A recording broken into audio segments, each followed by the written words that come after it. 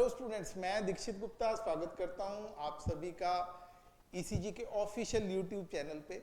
और जो मैं आज आपके लिए वीडियो लेके आया हूं स्पेशली इलेक्ट्रिकल स्टूडेंट्स के लिए जो कि तैयारी कर रहे हैं एसएससी, जेई की, एचपीपीएससी की, जेकेएसएसबी या फिर स्टेट एग्जाम्स की तैयारी कर रहे हैं, तो उनके लिए ये जो टॉपिक है ये बड़ा इंपॉर्टेंट टॉपिक है और कई बार हम इसे इग्नोर कर देते हैं। हम बड़ी कॉम्प्लेक्स प्रॉब्लम सीरीज पैरेलल की तो हम सॉल्व कर लेते हैं, लेकिन कहीं ना कहीं हम क्यूब रेजिस्टेंसेस की प्रॉब्लम जो है उसको इग्नोर कर देते हैं और जनरली इसमें से क्वेश्चन पूछ लिया जाता है। इतना कॉम्प्लेक्स नहीं होता, लेकिन हमें लगता है क्योंकि हम फर्स्ट टाइम क्वेश्चन को देखते हैं तो हमें लगता है कि ये बहुत कॉम्प्लेक्स है और कहीं ना कहीं हम उसमें गलती कर देते हैं। तो मैं इसमें आपको शॉर्टकट ट्रिक्स क्या होते हैं वो मैं आपको बताऊंगा और कैसे आपको अप्लाई करने हैं। और डेफिनेटली मैं आपको एश्योर करता हूं कि अगर इस तरह क्वेश्चन आता है तो आप with in fraction of second उसको सॉल्व कर सकते हैं। तो ये टॉपिक स्टार्ट करने से पहले जिन स्टूडेंट्स ने अभी तक हमारा चैनल सब्सक्राइब नहीं किया है वो हमारा चैनल सब्सक्राइब कर लें, क्योंकि इस तरह के video, foundation course day to day basis पे आपको मिलते रहेंगे, कॉन्सेप्ट्स मिलते रहेंगे। मैं या और टीचर भी हमारे साथ इन्वॉल्व हैं, वो आप इंडल्ज रहेंगे इस पूरी एक्टिविटीज में।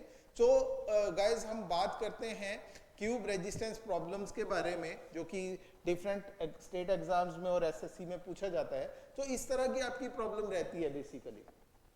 इस तरह का आपको कोई क्वेश्चन दिया रहेगा, पेपर में न्यूमेरिकल आता है, स्टेट वे आता है, ठीक है, और आपको पूछा जाता है कि find the difference between equivalent resistance between two vertices along the body diagonal. तो आपको बॉडी डायगोनल के बीच में आपको इक्विवेलेंट रेजिस्टेंस निकालना है। जैसे आपको E और C के बीच में, E और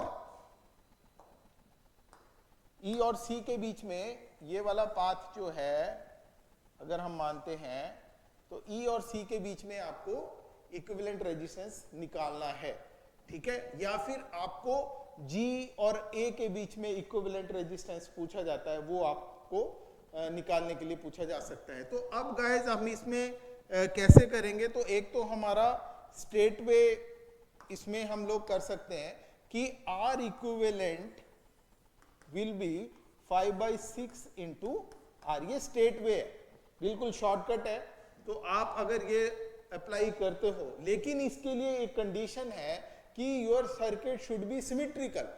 अनसिमेट्रिकल स्ट्रक्चर है तो ये एप्लीकेबल नहीं होगा। और जनरली जितने भी एग्जाम्स में हमने देखे हैं या फेस किए हैं हमने भी, तो उसमें ये सिमेट्रिकल ही होता है। अनसिमेट्रिकल तो ईएससी की जो प्रॉब्लम होती है इंजीनियरिंग सर्विसेज में, आपको अनसिमेट्रिकल सर्किट दे सकते हैं, उसको स्टार डेल्टा की हेल्प से आपको सॉल्व करना होता है। लेकिन इस तरह की प्रॉब्लम में आपको सिमेट्रिकल सर्किट ही दिया होगा और आपको सीधे ये ट्रिक अप्लाई करना है 5/6 इंटू R। अब मान लीजिए ये सारे R जो हैं, जितने भी R आपको यहाँ पे दिख रहे हैं, ये 6 ohms के हैं। So what will be the equivalent circuit बेटा? R equivalent will be equal to 5 ohms। सीधे R की वैल्यू, R को किससे रिप्लेस कर दोगे आप? 6 से, राइट। तो R equivalent will B 5 ohms, right.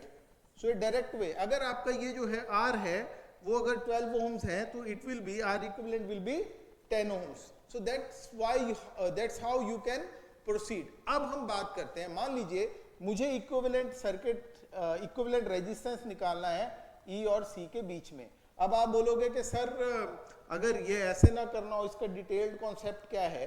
तो इसका डिटेल्ड कॉन्सेप्ट का जो बेस है या कॉन्सेप्ट है वो that is Kirchhoff current law. Kirchhoff current law आपको यहाँ पे अप्लाई करना रहेगा, राइट। वोल्टेज लॉ और करंट लॉ दोनों ही पैरेलली काम करेंगे। अब मान लीजिए आपका I करंट है, I current is entering to this node, so incoming current is equal to outgoing. तो बेटा बाहर कितना आएगा? I/3 एंड I/3, ठीक है। अब मैं एक पाथ ले रहा हूं EFBC, ये मेरा एक पाथ बन रहा है, राइट, मैंने कंसीडर कर लिया। अब मेरा यहाँ पे I/3 जा रहा है, तो यहाँ पे कितना जाएगा बेटा? I/6, दो ब्रांचेस में डिवाइड हो रहा है, I/6 तो I/6, ये हो गया। अब इधर से आपका sum of incoming current is equal to sum of outgoing current, तो यहां पे कितना जाएगा बेटा? I/6, ठीक है। और यहां पे कितना जाएगा? I/6, यहां से आ रहा है incoming current is equal to outgoing current, so यहां कितना आ जाएगा I/3 एम्पियर, ये आप साथ में एम्पियर लिख सकते हैं इस पे, राइट।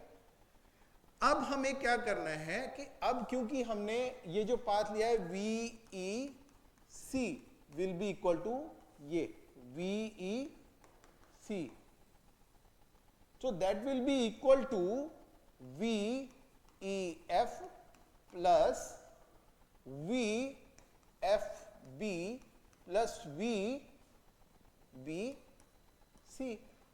अब VEF जो है, ये जो है यहां पे ड्रॉप होगा, इस ब्रांच में कितना होगा बेटा, V is equal to IR, तो I कितना है यहाँ पे I/3 into R plus VFB, यहां पे कितना जा रहा है बेटा करंट, FB में कितना करंट जा रहा है I/6 into R plus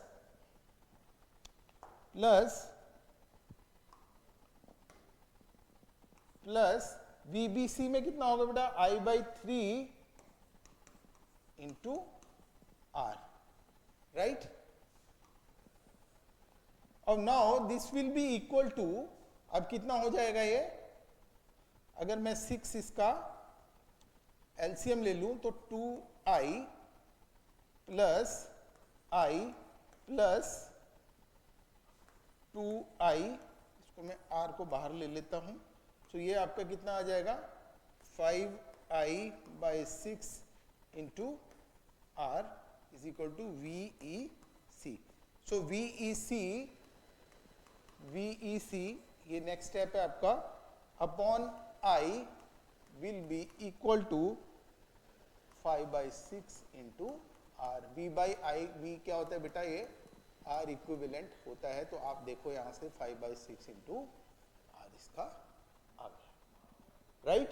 So this is how you will proceed for this kind of numericals or problems। अब इसके बाद बात करते हैं इस सिचुएशन की। अब इसमें क्या है, आपके इक्विवेलेंट रेजिस्टेंस निकालना है आपको, 2 vertices along the face diagonal, right. तो ये हमारे फेस डायगोनल है, 2 वर्टिसेस लेने हैं। तो इसमें जो आपका रहेगा, इसका सीधा ट्रिक रहेगा बेटा, R equivalent will be equal to जो है 3/4 इंटू R। इस तरह का अगर आपको क्वेश्चन आता है, इसका डायरेक्ट इसमें आपको, अब मान लीजिए ये सारे अगर 8 ओम्स के हैं, तो ये कितने का आ जाएगा, R equivalent will be equal to 6 ohms, right. Next जो है आपका, उसमें क्या होगा, आपको इस तरह से आपको प्रॉब्लम दे रखी होगी, न्यूमेरिकल या प्रॉब्लम होगी। सो इसमें क्या होता है, resistance between 2 adjacent vertices, 2 adjacent vertices मतलब इन दोनों में। तो इसमें आपको जो करना है, जो R इक्विवेलेंट रहेगा इस केस में, डायरेक्ट आपको कुछ नहीं करना, सिर्फ R की वैल्यू रखनी है and you will get the answer 7/12 into R। तो बेटा R कितना है, R मान लीजिए अगर आपका यहाँ 12 ओम में है, सारे मान लीजिए R 12 ओम के हैं, तो बेटा 7/12 इंटू 12, तो R इक्विवेलेंट कितना आ जाएगा इसका 7 ओम्स, डायरेक्ट। तो ये टेक्निक्स, ये आपको ट्रिक्स इसमें लगाने हैं इस तरह की प्रॉब्लम्स में। सो डेफिनेटली आपको टाइम कंज्यूमिंग, मतलब टाइम तो कम से कम लगेगा आपको, और आपको आगे और क्वेश्चंस के लिए और टाइम जो है मिल जाएगा। तो गाइस ये एक क्यूब प्रॉब्लम थी, तो इस तरह की और भी प्रॉब्लम्स हम टाइम टू टाइम डिस्कस करेंगे आप सभी के साथ। सो आप हमारे चैनल को सब्सक्राइब करना ना भूलें, और जो स्टूडेंट नए हैं, जो अभी नई फर्स्ट टाइम वीडियो को देख रहे हैं, मैं उनको एश्योर करना चाहूँगा कि और टीचर्स भी आपको कॉन्सेप्चुअल स्टडीज देंगे, क्योंकि कॉन्सेप्ट्स अगर आपके क्लियर हैं तो you will not face any problem in any exam. So guys, be in touch with us, right. So मिलेंगे नए वीडियो में एक नए कॉन्सेप्ट के साथ। आज के लिए इतना काफी, धन्यवाद, थैंक यू।